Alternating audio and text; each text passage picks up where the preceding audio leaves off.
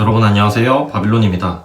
오늘은 제가 지난번에 부산에 가서 강의를 듣고 온 그 내용에 대해서 여러분들께 유용한 정보들을 조금 큐레이션해서 그 내용들을 여러분들께 공유해 드리도록 하겠습니다.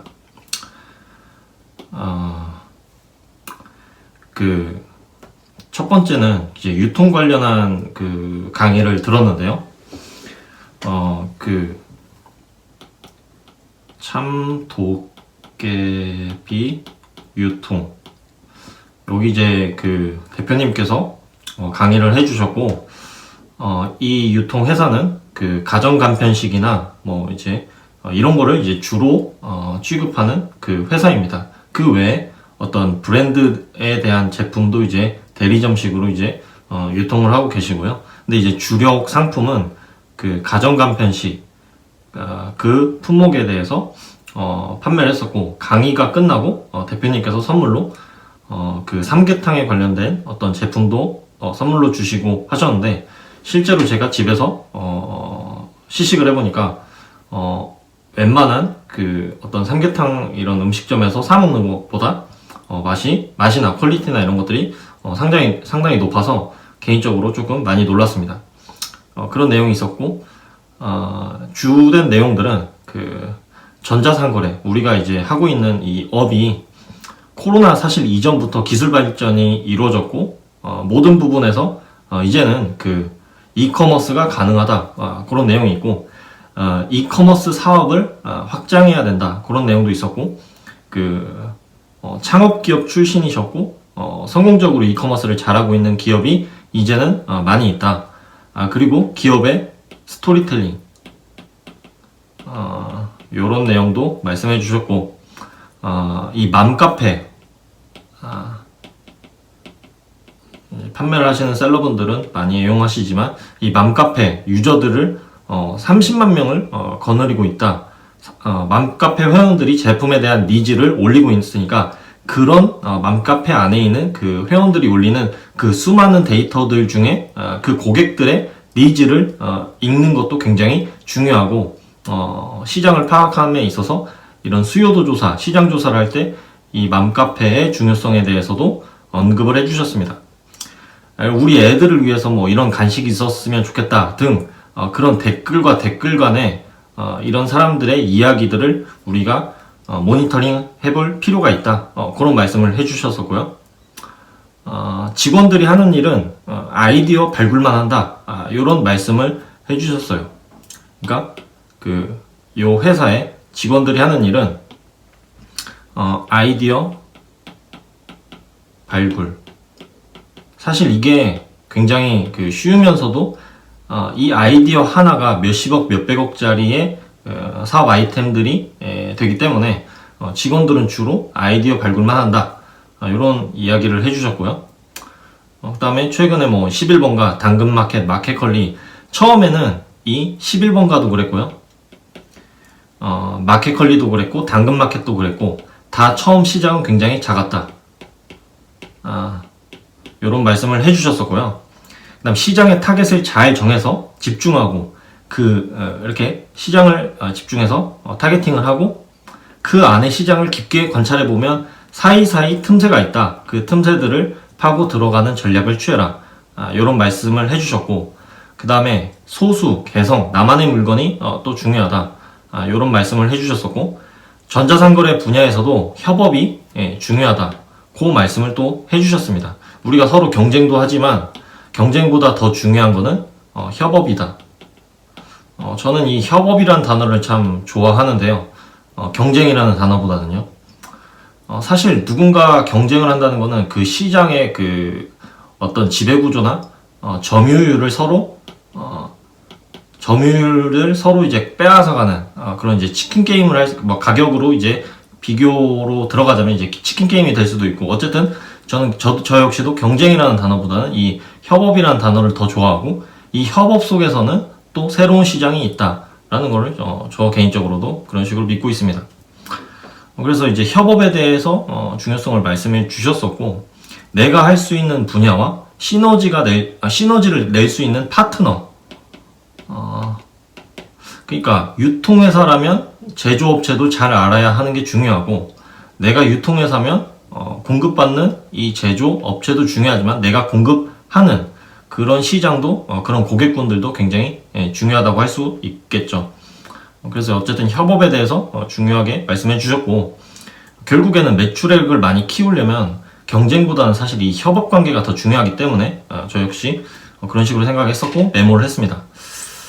그 다음 협업 매칭의 중요성. 그 파이를 키우는, 그러니까 파이가 커야 전체적으로 그 규모의 경제일 수도 있겠지만 어쨌든 시장을 점유하는 이 시장 전체적인 이 파이를 키워야 성공할 수 있다 말씀을 해주셨습니다. 그 다음 뭐 유튜브 채널이나 뭐 이런 이야기도 해주셨었고, 성공한 기업이나 가능성 있는 기업을 올린다, 어떤 유튜브 채널이나 뭐 이런 식으로. 그 다음 참도깨비 유통회사는 2004년부터 전자상거래 업을 시작했고 지금 꽤 되었죠.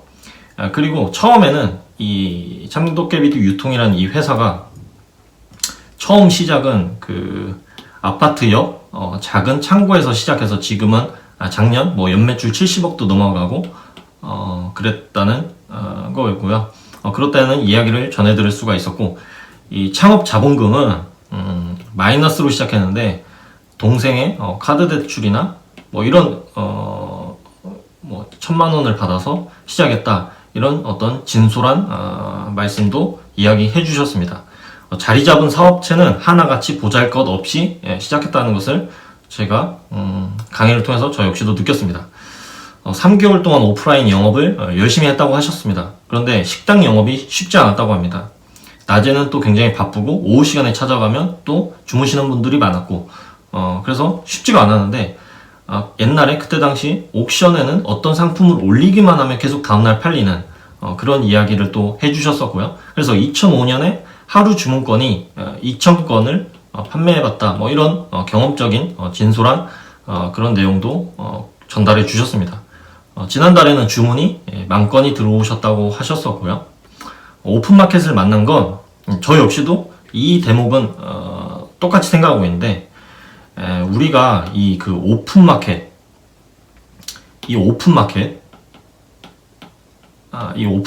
만났다는 거는 영세한 상인인 나에게 가장 큰 행운이었다, 이 말씀을 해주셨어요. 근데 저 역시도 요즘 무슨 생각을 하냐면, 힘없는 개인이 이런 쿠팡이나 아마존이나 이런 공룡을 만나서 이 쿠팡이 성장하는 것과 아마존이 성장하는 것에 우리가 같이 우리 어떤 자본도 같이 싣고 우리의 시간도 같이 이들의 성장에 실어서 힘없는 개인이 공룡을 만나서 이 공룡과 같이 함께 성장하는 시대가 지금 도래했다. 저 역시도 그렇게 시장을 바라보고 있습니다.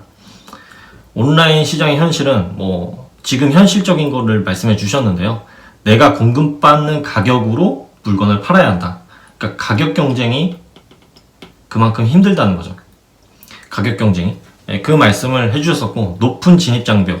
그러니까 이거는 토끼와 거북이의 싸움이다. 택배비, 인건비, 매입 단가. 택배 대란, 뭐 지금은 택배 대란이라는 말이 있죠. 신규 코드가 안 나온다고 합니다. 지금 현 업에서는. 그래서 택배 기사들이 신규 코드를 발급해 주는 것조차 귀찮아하기도 하고요. 그래서 택배 코드가 나와도 금액이 상상을 초월한다고 합니다. 식품의 경우 2,500원 이상을 줘야 한다는 말씀도 해주셨고요. 어려워도 창업은 해야 한다. 창업. 이 창업의 중요성에 대해서 또 말씀을 해주셨습니다. 창업. 사실은 저도 이제 부산에 내려간 게 이 창업에 관련된 걸 좀 체계적으로 배워보고 그러고 싶어서 이 부산까지 제가 가서 교육을 들었습니다. 그래서 어쨌든 어려워도, 지금 국면이 어려워도 우리가 창업은 해야 된다. 오픈마켓의 필승 전략 몇 가지도 말씀해 주셨었고, 뭐 그 중에 첫 번째는 독창성 있는 아이템, 부산 재래시장 당면만두를 예로 들어 주셨었고, 전통 재래시장에만 가야 만나볼 수 있는 제품이 있다고 합니다. 뭐 요런 내용을 해주셨고, 그 상인, 상도, 장사치, 어떤 상업 기술, 이런 대목인데요. 여기에서 제가 가장 중요한 거를 배웠는데, 상인이라면 100원에 사서 100원에 팔아라. 이게 저는 이 전자상거래 유통을 하기 이전에는 이런 개념을 생각지 못했는데 많이 이렇게 공부를 하다 보니까 이 개념을 저 역시도 이해하게 되었습니다. 즉 내가 100원에 공급받아서 100원에 공급하는 사람이 되면 판매량이 올라가고 많은 판매가 이루어지면 결국에는 그 판매로 인해서 내가 매입하는 처음에는 100원이었는데 이 단가가 자연스럽게 내려간다. 그리고 시장에서의 점유율은 올라가고 몇몇 카테고리는 굳건하게 잡고 있는 그런 거. 결국에는 성장하려면 이런 부분, 이게 그 중국 아니면 그 이 상인, 이 상업의 기술 중에 이게 핵심이라고 하는데, 그래서 쟤는 개인적으로는 이 대표님의 강의 중에 이 대목이 가장 중요하고 마음에 와 닿았던 대목입니다. 100원에 사서 100원에 팔아라. 결국에는 우리도 전자상거래를 하지만 결국에는 상품이 터지게 되면은 가져오는 소싱처가 단계들을 건너뛰기 때문에 이 말을 저 역시도 이해하게 되었습니다. 그래서 여러분들께서도 요 100원에 사서 100원에 팔아라, 또는 역마진으로 이제 파는 그런 기술들도 있는데 그런 거는 일단 넘어가고요. 그래서 이런 것도 좀 주의 깊게 여러분들께서 시장을 관찰해 보시고 여러분들도 나름대로 테스트를 해 보셨으면 합니다. 그 카테고리에서 시장 지배력을 높이고 버티는 것, 이게 가장 중요하다고 말씀해 주셔서 제가 메모를 열심히 해서 여러분들께 공유해 드렸습니다. 그러니까 100원에 사서 100원에 팔아라. 한꺼번에 사서, 즉 한꺼번에 사서 쪼개서 낱개로 팔아라. 이런 것들이 이제 실제 이제 매출을 올리고 있으신 분들이 이제 해주시는 그런 조언이었고요. 이게 상도, 중국 상인들의 장사 비법이라고 해요. 그러니까 100원에 사서 내가 100원에 팔아라. 그리고 한꺼번에 사서 낱개로 팔아라. 이게 중국 상인들의 장사 비법이라고 합니다. 그 카테고리에서 시장 지배력을 높이고 버티는 것, 이게 하여튼 가장 중요하고요. 그리고 판매량이 늘어나면 구입 단가는 저절로 낮아진다. 구매력이 늘어나면 매입 단가가 떨어진다. 시장 지배력을 늘리고 매입 단가를 떨어뜨릴 것, 이게 저는 가장 중요하다고 생각합니다. 그리고 선택과 집중, 한우물을 팔아, 뭐 이런 말씀도 해주셨고요. 이 기업 같은 경우는 냉동식품과 그다음 가전 간편식, 이게 이제 주로 타겟팅되는 주력 아이템 그 시장 영역이었고요. 돈이 되면, 장사가 되면 사실 딴 거 하고 싶어진다, 이런 말씀도 해주셨었고, 그래서 어떤 한우물의 중요성, 이런 것들을 말씀해 주셨었고, 10년만 지속하면 그 분야의 최고가 된다, 이런 말씀도 해주셨습니다. 경쟁을 거쳐서 1등을 하자. 다 단계가 있다. 단계를 밟아가야 튼실한 상품이 된다.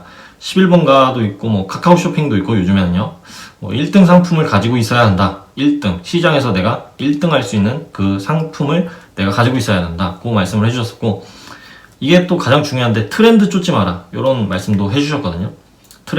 트렌드를 쫓지 말아라, 이런 말씀도 해주셨었고, 즉 그 말은 뭐냐면 남 따라가지 마라. 좀 강의를 듣는 내내 저랑 생각이 제 그 철학과 가치관과 굉장히 겹치는 부분들이 많아서 제 개인적으로 굉장히 도움이 되었던 강의였습니다. 그래서 협업하고 협력하자. 어떻게 협업하고 협력할 것인가? 제조사도 조사하고 지역의 맛집도 조금 조사하고, 이 기업 같은 경우는 지역의 맛집을 브랜딩화 시켜서, 아니 이미 브랜딩화 되어 있는 그 상품을 잘 패키징 시켜서 제품을 생산해서 그것들을 이제 유통하는 그러거든요. 그래서 굉장히 조금 흥미로웠던 그런 회사였고요. 강의가 저 개인적으로는 매우 도움이 되었습니다. 그래서 이어서 제가 부산 출장 중에 제가 메모했던 그런 유익한 내용을 여러분들께 한 2편에 걸쳐서 더 여러분들께 전달해 드리도록 하겠습니다. 오늘도 고생하셨습니다.